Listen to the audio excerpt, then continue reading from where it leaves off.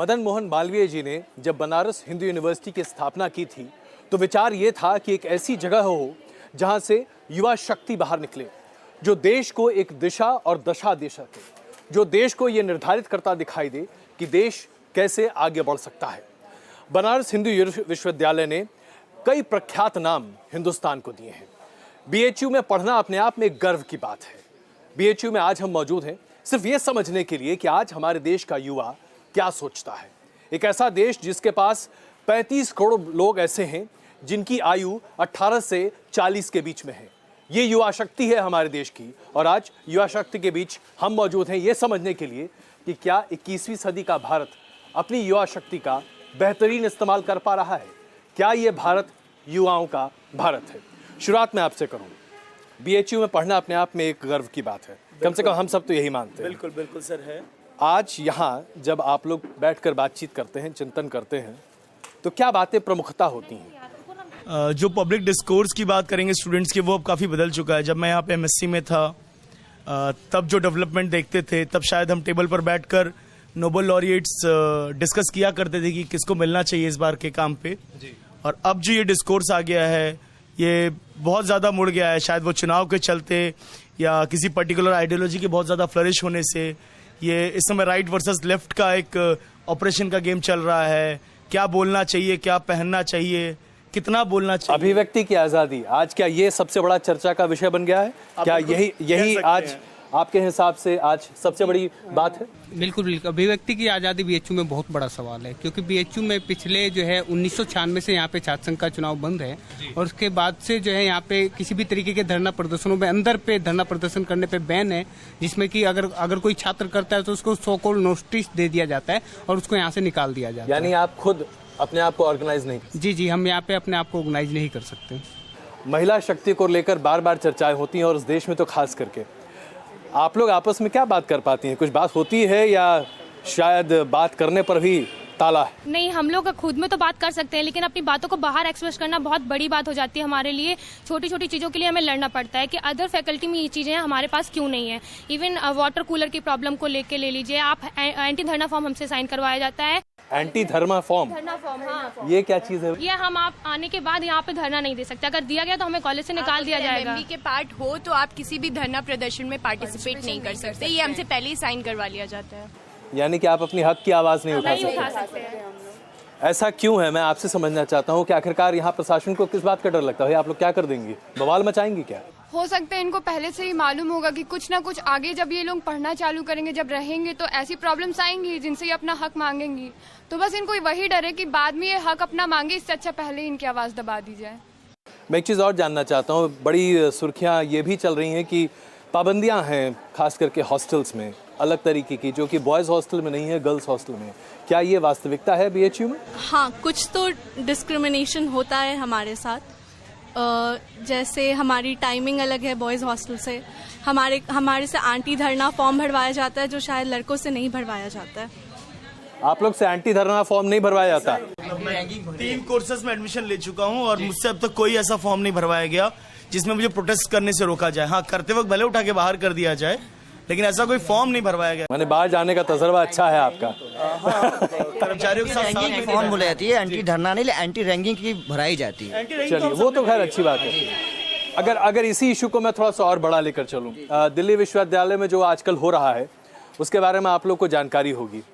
क्या फेसबुक पर अपनी बातों को लिखना या अपनी बातों को एक्सप्रेस करना सही है, गलत है? क्या कहेंगे? मेरे हिसाब से हम लोग अपनी बातें कई जगहों पे कह सकते हैं, पब्लिकली उसको पोस्ट करना I don't think it's right. क्योंकि और भी बहुत जगह हैं जहाँ हम अपने आप को एक्सप्रेस कर, जरूरी नहीं कि हम सोशल मीडिया पे करेंगे तभी हम, मतलब ऐसा लोग अपनी पब्लिशिंग के लिए भी करते हैं ताकि हम पब्लिश हो जाएं, हम फेमस हो जाएं, ये भी एक तरीका है। लेकिन ये जो बार बार कहा जा रहा है कि नेशनल वर्सेस एंटी नेशनल, आज कौन तय करेगा कि आप में से कौन देशभक्त है और कौन देश विरोधी? कोई कुछ कहना उसको बोलने की जरूरत नहीं होती मेरे ख्याल से, वो हमारे काम के थ्रू अगर हम लोग एक्सप्रेस करें तो वो ज्यादा बेटर होगा। आप क्या कहेंगे जी साहब? ये कि हम देशभक्त हैं या नहीं देशभक्त हैं, एक काम तो संविधान कर सकता है, लेकिन हम संविधान की बात माने तो मूलतः संविधान को वही बनाते हैं, वही बिगाड़ते हैं जो उनके स्वहित के लिए होता है। तो ये सर्टिफिकेट कौन देगा कि कौन भारतीय है कौन नहीं? सर, जहां तक मैं समझता हूं कि भारत में पैदा होने वाला हर एक नागरिक ये अधिकार रखता है कि वो राष्ट्रवादी है। ये कोई पार्टी विशेष या संगठन विशेष या कोई छात्र संगठन विशेष नहीं तय करेगा, ये हमारा संविधान, हमारा कॉन्स्टिट्यूशन तय करेगी, हमारी जुडिशरी तय करेगी। आप हमको सर्टिफिकेट नहीं दो कि हम नेशनल या एंटी नेशनल, हमारे भी भाई आर्मी में है, हमारे भाई एयरफोर्स में है, हमने कितनी कुर्बानियां दी हैं ये हम जानते हैं। आप डिसाइड नहीं किए, जो कुछ नहीं किए हैं देश के लिए वो आज सबसे ज्यादा हो हल्ला मचा रहे हैं कि हम सबसे बड़े राष्ट्रवादी हैं। ये कौन, हम कोई सर्टिफिकेट सीधे ये बोलना चाहते हैं कि जो हमारा मुद्दा है उसको राजनीतिक मुद्दे में बिल्कुल ना ले जाया जाए, बिल्कुल। क्योंकि यही हम पे काउंटर अटैक होता है कि हम राजनीति कर रहे हैं। हम ये बिल्कुल नहीं चाहते। जो हमारी जेन्युइन प्रॉब्लम है, हमारे राइट्स है, फंडामेंटल राइट्स है, उनका हनन हो रहा। हम बस वही चाहते हैं जो इक्वालिटी अदर फैकल्टी को मिलकर रखी, वॉइस को मिलकर रखी, वो हमें मिले। सबका गेट 8 बजे बंद होता तो मेरा 8 बजे बंद होता, सबका बंद हो। अगर सबका 10 बजे तक खुल रहा है तो मेरा भी 10 बजे तक खुले। सब इक्वालिटी चाहिए, बॉयज हो, गर्ल्स हो, कोई भी हो। हमारे यहाँ दिक्कत है लड़कियों में छोड़ दीजिए आप, लड़कियों में विभेद होता है। लड़कियों में भी कुछ हॉस्टल ऐसे हैं, ये क्या मतलब है? उसमें अभी आपने देखा होगा, दिखाया गया है कि वहाँ उनको नॉनवेज मिलता है, यानी मटन मिलता है, मछली भी मिलती है, वाईफाई भी है। हमारे यहाँ ऐसा कुछ नहीं है। वाटर कूलर तक के लिए एक MMB में 5-6 हॉस्टल हैं, उसमें से 2 हॉस्टल 3 में वाटर कूलर नहीं है, बोलते हैं फंड नहीं है। लड़कियां दूसरे हॉस्टल से पानी भरने रात को आती हैं, रात को 12 बजे के बाद अगर उन्हें प्यास लग रही है 10 बजे के बाद तो निकल नहीं सकती है बाहर, 10 बजे गेट। और इस पर भी राजनीति हो रही है। हाँ, हम ये चाहते हैं राजनीति, अगर किसी चलिए को राजनीति हम भी नहीं चाहते, राजनीति एक बिल्कुल अलग मसला है। लेकिन यहाँ जब हम बात कर रहे हैं अभिव्यक्ति की आज़ादी की, तो क्या आज आप लोग ऐसा बाधित महसूस करते हैं जहां लगता है कि नहीं, शायद आप जो कहना चाहते हैं वो कह नहीं पाते हैं, या आपको लगता है कि नहीं आज़ादी है, जो चाहे वो कर सकते? नहीं, ऐसा नहीं, आज़ादी नहीं है, क्योंकि आते ही हमें एफिडेविट साइन करा लिया जाता है कि आप कुछ भी बोलेंगे हमारे खिलाफ तो फिर आपको रेस्ट्रिकेट कर दिया जाएगा। तो हम नहीं कह सकते कि अभिव्यक्ति की आज़ादी है। आप क्या कहेंगे? जो आप कह रहे थे नेशनल एंटी नेशनल वाली जो चीज़ आप कह रहे थे, तो मुझे लगता है एंटी लाइन जहाँ यूज़ किया जाता है जहाँ पे वो आपके लाइन ऑफ थॉट से ना निकल के चलती हो। और मुझे लगता है कि स्टूडेंट का जो मुद्दा है और स्टूडेंट्स की जो यूनिटी है ना, वो कहीं बीच में रह गई है और एक पोलराइज राइट और एक पोलराइज लेफ्ट बन गया है अभी गवर्नमेंट में। और दोनों ही जो पक्ष हैं वो इतने इनफ्लेक्सिबल हो चुके हैं, तो मॉडेस्टी भी चली गई है लैंग्वेज की। सोशल मीडिया पे आप देख रहे हैं किस तरह के कमेंट्स आ रहे हैं, किस तरह के ट्रॉल्स हो रहे हैं, आइडियोलॉजी कहीं खो गई है बीच में। तो वो तभी आएगी जब स्टूडेंट्स इश्यूज पे बात करेंगे, ना कि लैंग्वेज की मॉडेस्टी, मतलब लैंग्वेज की मॉडेस्टी खराब करके और पर्सनल अटैक्स करना बंद करें। और ऑब्वियसली एंटी नेशनल का जहाँ तक बात है, मुझे लगता है कि जो भी थॉट आपके अगेंस्ट होता है आपको एंटी लगने लग जाता है, और फिर वो उसके आप नेशन लगाएं, उसके आप एंटी BHU लगाएं, उसके आप एंटी MMV लगाएं, उसके जो भी आपके अगेंस्ट है वो। बहुत खूब, बहुत जबरदस्त पॉइंट आपने रखा। एक आखिरी सवाल जो मैं आप लोगों के सामने रखना चाहता हूँ, क्या आज हर मुद्दे का राजनीतिकीकरण दरअसल हम सब लोगों के लिए दिक्कत का सबब बन जाता है? अगर राजनीति को हम परे रख दें तो क्या जिंदगी ज़्यादा बेहतर नहीं हो सकती? एकदम हो सकती है, क्योंकि नहीं, राजनीति की 2 परिभाषा, वो परिभाषा जो गंदी है, जो इस समय वर्तमान में चल रही है, जो अपनी राजनीति रोटी सेकने, पकाने और स्वयं खाने की, वो भी नहीं कि पका के जनता को खिलाऊं, ये अगर ये बंद हो जाए, और राजनीति की वो परिभाषा जहां आदर्श सिविलाइजेशन समाज की बात अरस्तु, तो ये कौन करेगा? हम छात्र करेंगे। लेकिन समस्या ये है कि छात्र आज ये जिस यूनिवर्सिटी में आप खड़े हैं, यह यूनिवर्सिटी महामना मदन मोहन मालवीय जी, जो हमारे श्रद्धेय हम सभी के हैं, वो भिक्षा मांग के इस आदर्श पर तैयार किए थे कि यहाँ ये बच्चे जब पढ़ के निकलेंगे तो समाज को प्रकाश देंगे। हाँ, जो नॉनवेज की बात चल रही है, मैं कहानी बताऊं कि मैं उनका बड़ा प्रेमी हूं। उस टाइम कभी भी नॉनवेज नहीं बनता था, और इसी यूनिवर्सिटी में गौशाला से गाय निकलती थी, हर हॉस्टल के सामने जाता था। तो ये वो उस आदर्श की हम बात करें, लेकिन राजनीति की जो बात चल रही है, हम उस राजनीति। अच्छा, आइए जरा मैं इसी मुद्दे पर रहूं भाई। इस देश का भविष्य MMV के मुद्दों पर रखिए आप इश्यूज। नहीं, इस देश का नहीं, देखिए सुनिए, MMV एक अलग इशू है। इस देश का भविष्य आप लोग ही तय कर रहे हैं ना, इस देश का भविष्य आप लोग तय कर रहे हैं। जो आदर्श आपके होंगे वही देश का आदर्श होगा। तो मैं बस ये जानना चाहता हूं वो कौन सा आदर्श लेकर चलना चाहते हैं जिसके दम पर आप देश को आगे बढ़ा सकते? सर, हमारा जो आदर्श होता है वो हमारे संविधान से तय होता है, और संविधान के अगर जो हमारा right to freedom of expression है, राइट टू इक्वालिटी है, राइट टू लाइफ है, वो हम सब चाहते हैं, और हर कैंपस में चाहते हैं, हर जगह। और ड्यूटीज की बात भी तो आती है। एक फंडामेंटल राइट्स के साथ हम फंडामेंटल ड्यूटी से इनकार नहीं करते। अगर हम अशेम्ड ऑफ BHU होते हैं तो हम प्राउड ऑफ BHU भी होते हैं इसी जगह पर। जेंडर डिस्क्रिमिनेशन की जब बात उठती है sir, right to life of dignity भी तो है।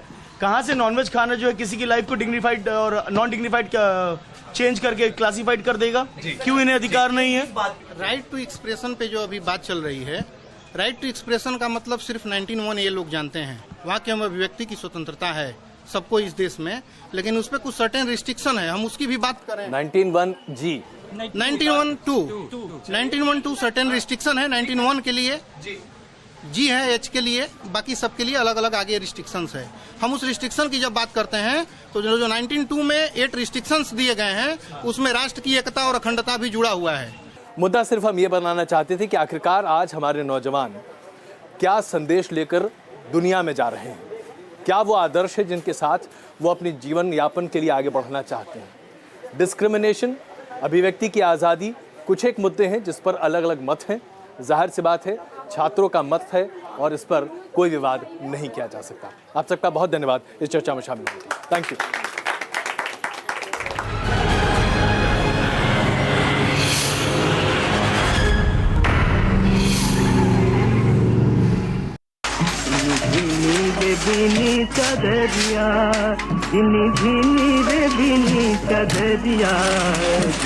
बनारस की गलियां आपको बहुत कुछ सिखाती हैं। जिंदगी की वो बारीकियां जहां आप समझते हैं कि अगर आपने बनारस की गलियों में अपना रास्ता ढूंढ लिया तो शायद आप जिंदगी ढूंढ सकते हैं। इन गलियों में घूमते घूमते आपको इस बात को भी यकीन हो चला होता है कि बनारसी सिल्क दुनिया भर में जो मशहूर है, आज वो कहाँ है। तो आइए आपको एक ऐसे मोहल्ले में ले चलते हैं मदनपुरा में, जहाँ पर बनारसी सिल्क आज भी हैंडलूम से बुनी जा रही है। कहते हैं ना, पुरानी कहावत के तौर पर उसे कह सकते हैं, मुझको भी बता दे जुलाहे अपनी तरकीब। कम से कम हम ये तो समझ लें कि कैसे बुन रहे हो तुम अपना ताना बाना। जनाब, आपसे ज़रा हम समझना चाहेंगे, बनारसी सिल्क दुनिया भर में बड़े मशहूर है, आज लेकिन कहाँ है? आपके सवाल का जवाब देते हुए मुझे अंदर से शर्म महसूस हो रही है कि बनारस को पूरे हिंदुस्तान में, दुनिया भर में गंगा जमुनी तहजीब और यहाँ की संस्कृति की मिसाल दी जाती है जी। कि बनारस एक तारीख़ी शहर है।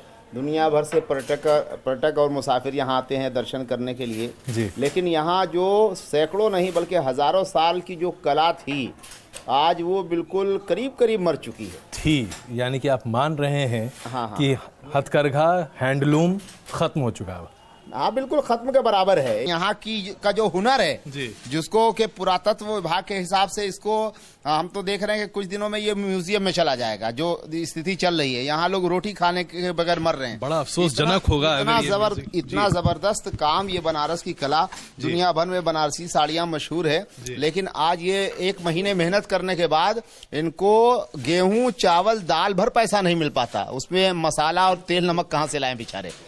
ये आप जो बात कह रहे हैं जी जी, उससे तो ऐसा लगता है कि भाई वाकई में बड़ी मुश्किलात है। और देखिए, ये है, हम आपको दिखाना चाहेंगे, यहाँ पर आप एक साथ देखिए, ये 3 लूम्स लगे हुए हैं और ये हथकरघा हैं। हाथ की ये सफाई, हाथ की यह कलाकारी आपको वाकई में देखने को नहीं मिलेगी। जरा आप ये बताएं। सबसे पहले चीज एक तो हम आपको ये बता दें कि आज जहाँ ये 3-4 करघा लगा हुआ है, ये जहाँ आप खड़े हैं ये पांडे हवेली है जी। ये हमारे हाफिज जावेद साहब हैं, उनके बगल के लोग हैं जी। इनके मकानात हैं। आज बनारस के अंदर 10 साल पीछे आप जाइएगा तो एक एक मकान में 10-10, 20-20, 25-25, 30-30 करघे मिलते थे। आज आप 20 मोहल्ले में रन कर लीजिए और चाहें कि किसी घर में 5 करघा मिल जाए तो मुश्किल है मिलना। अब आप इसी से विडंबना सोच लीजिए कि जहाँ 40-40 करघे होते थे, आज मजबूरी है कि लोगों ने लपेट लपेट के रख दिया। क्या बात है, पांडे हवेली है जी, और विडंबना की चर्चा आप करते हैं। आप अफसोस नहीं करते हैं, आप विडंबना कहते हैं। ये है बनारस की तहजीब। आप जरा जबान देखिए, यहाँ उर्दू नहीं, यहाँ हिंदुस्तानी। इसी को कहा जाता है गंगा जमुनी तहजीब। 2014 के लोकसभा चुनाव में जब नरेंद्र मोदी पीएम उम्मीदवार के तौर पर वाराणसी के लोगों से वोट मांगने आए थे तो उन्होंने खासकर बुनकरों के लिए कई योजनाओं का तोहफा देने की घोषणा की थी। वाराणसी में लोकसभा चुनाव के दौरान प्रधानमंत्री मोदी को सभी वर्ग के लोगों का साथ मिला, इसमें बुनकर भी शामिल थे। लोकसभा चुनाव के दौरान मोदी के वायदे से बुनकरों को जो उम्मीद जगी थी वो अभी तक पूरे नहीं हो पाए थे। बुनकरों का भरोसा डगमगाने लगा है। और अगर काम की बात सुन सकते हो मोदी जी तो जरा सुन लें, ये उनका संसदीय क्षेत्र है। ये काम करने वाले सैकड़ों नहीं हजारों की तादाद में आज बेचारे रोजी रोटी के लिए परेशान हैं। मैं ज़रा आप लोगों से और भी इधर आपसे भी आइए सर। हाजी साहब ये बताइए, सरकार कहती है कि बुनकर क्रेडिट कार्ड आपके लिए दिया गया, आपके लिए तमाम वो सुविधाएं दी जा रही हैं जिसके ज़रिए आप अपने सामान को दुनिया भर में बेच सकते हैं। अगर ये सब सुविधाएं सरकार दे रही है तो वो क्या आपके पास नहीं पहुंच रही? पहुंच रही होती है तो देखिए इसमें यहाँ पर आपको दिखाई दे रहा है, इधर आप अपना कैमरा लाइए, आपको दिखाई देगा 3 करघा लगा हुआ है, जिसमें एक करघा बंद पड़ा हुआ है। बंद होने का कारण यही है कि उनकी माली हालत बहुत खराब है। वो किसी तरह से अपनी रोजी रोटी मतलब वो जुगाड़ करके चला रहे हैं। जिसके पास पैसा नहीं, इस बार तानी का पैसा नहीं है, बाना का पैसा नहीं है, जिसका धागा का पैसा नहीं है, वो एक कारखाना हमारा पड़ा हुआ बंद, वो दिखाई दे रहा है आपको। मोदी को सत्ता संभाले 2.5 साल से ज्यादा का वक्त गुजर चुका है, लेकिन बनारस के बुनकरों की जिंदगी में वो रंग नहीं घुल पाए हैं जिनकी उम्मीदें उन्होंने लगा रखी थीं। आम बुनकरों की शिकायत यह है कि पीएम मोदी की कोई भी योजना धरातल पर नहीं आ सकी है। आपकी समस्याएं हैं और जाहिर सी बात है आप भी चाहते हैं कि ये कला, ये हुनर आपके साथ रहे। अब जब नहीं हो पा रहा तो आपके स्थानीय विधायक, आपके नेता, आपके वार्ड काउंसिलर ये कुछ नहीं कर पाते क्या? विधायक को सिर्फ इलेक्शन के टाइम ही हमारा मकान याद आता है, उसके बाद में नहीं आता है। और हम लोग जाएंगे, टाइम मिलेगा 2 घंटा 4 घंटा उनके पास खड़े रहेंगे, मुलाकात तक नहीं होती है उनसे, चले आते हैं। और जैसे टूटा फूटा हम लोग का चल रहा है, चलाया जा रहा है। ये मोदी जी का संसदीय क्षेत्र है, उसकी हाल ये है। बनारसी साड़ी का कारोबार तकरीबन 1000 करोड़ का है, जिसमें से 300 से 400 करोड़ की साड़ियां हर साल एक्सपोर्ट होती हैं। हाल के कुछ सालों में बुनकरों का एक बड़ा तबका ऐसा भी है जिसके लिए अपनी रोजमर्रा की जरूरतें पूरी कर पाना भी मुश्किल हो रहा है। बदहाली और तंगहाली ने इस हथकरघा उद्योग से जुड़े लोगों की मुसीबतें बढ़ा दी हैं। आज अगर विदेश जाएं और वहाँ पर आप बनारसी सिल्क के बने ये तमाम चीज़ों को लेकर जाएं गिफ्ट के तौर पर, तो लोग ऐसे खुश होते हैं कि क्या कहा जाए। मैंने अभी एक जगह पढ़ा भी कि एक फ्रेंच महिला ने एक स्कार्फ $5000 यानी कि 3 लाख रुपए में खरीदा। अगर ये बाजार है तो फिर वो पैसा आप तक क्यों नहीं पहुंचता? यहाँ से जो काम आप खड़े हैं, जिस चीज पर चर्चा कर रहे हैं, मैं गया हज के लिए, साथ में मेरी मदर थी, तो वो शीशे की चूड़ियां पहनी थी हाथ में। तो अरब में तो लोग सोने की और उससे भी बेशकीमती जो जवाहरात होते हैं उसकी औरतें चूड़ियां पहनती हैं। लेकिन मेरी माँ को एक लेडीज ने इशारा किया, चूंकि वो अरबी बोलती थी, मेरी माँ अरबी जानती नहीं थी, तो मैंने उससे अरबी में कलाम किया, मैंने माँ एशफी, तो उसने कहा कि हब्बतैन। हब्बतैन का मतलब उसने कहा कि मुझे 2 चूड़ी आप दे दें। तो मैंने अपनी माँ को कहा कि आप इनको 2 चूड़ी दे दीजिए। तो 2 चूड़ी जब उसको उतार के उन्होंने दिया तो वो 2 चूड़ी की कीमत तो 2 रुपए 5 रुपए रही होगी, लेकिन मेरी माँ को उसने हजारों रुपए का गिफ्ट दे दिया। मतलब उसके पास जो था निकाल के ये ले लीजिए, बोले हदिया हदिया हदिया। मेरी माँ कह रही ये क्या बोल रही है? तो हमने कहा कि ये आपको बोल रही है तोहफा तोहफा तोहफा। तो मैंने पूछा क्यों? तो वो बोली कि ये बनारस की चूड़ी है। तब बनारस में नहीं बनती है, बनती फिरोजाबाद में, लेकिन हिंदुस्तानी चूड़ी होने के नाते उसने बहुत लाइक किया और उसके बदले हजारों रुपए का तोहफा दिया। तो ये मैंने मिसाल इसलिए दी है, ये तो बेशकीमती चीज है। ये यहाँ 10,000 की लागत, 15,000 की लागत की साड़ियां जो यहाँ के लोग, जिन लोगों ने इस सनत को हाईजेक कर रखा है, इसको बिल्कुल अपना मोनोपोली बना रखा है, मोनोपोली इनकी है।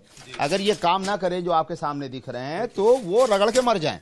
लेकिन इनकी मजबूरी है कि अगर ये बैठेंगे नहीं तो 10 बच्चों की ये परवरिश कर रहे हैं द फैमिली में अपने, तो ये क्या खिलाएंगे, इसलिए बैठ रहे हैं। ये यहाँ से बना के ले जा रहे हैं, चौक वाले जो ले रहे हैं तो इसको लाखों लाख रुपए में बेचते हैं।